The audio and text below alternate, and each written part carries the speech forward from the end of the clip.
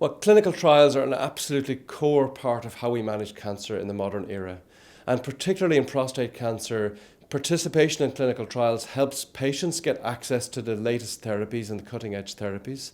It helps us as researchers understand better what the right therapies are for patients, for future patients. So it really helps us to understand how to develop our field. And here in Belfast, in the Northern Ireland Cancer Centre, we have really been at the leading edge when it comes to clinical trials in prostate cancer.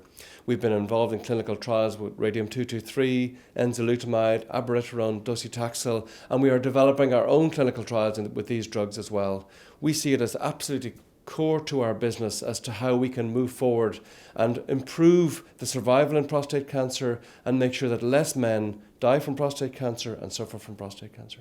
What would you say to somebody who has prostate cancer or prostate issues and they're thinking, well, if I go for a clinical trial, I might be something of a guinea pig here, it may not help me. What would you say to somebody like that? Well, the first thing would be to discuss it with your doctor, your oncologist particularly, who should be able to explain the idea of the clinical trial in plain language, put you under no pressure whatsoever to take part, explain the pros and cons to taking part, explain the alternatives. For example, what would the standard therapy be? What are the risks or benefits of taking part in the trials? If there's no particular benefit to a patient taking part in the trial to themselves, it may well be that the benefit is to the next generation of men with prostate cancer. And certainly when I talk to men who are thinking about taking part in trials, that's often a very strong motivation to take part in those trials.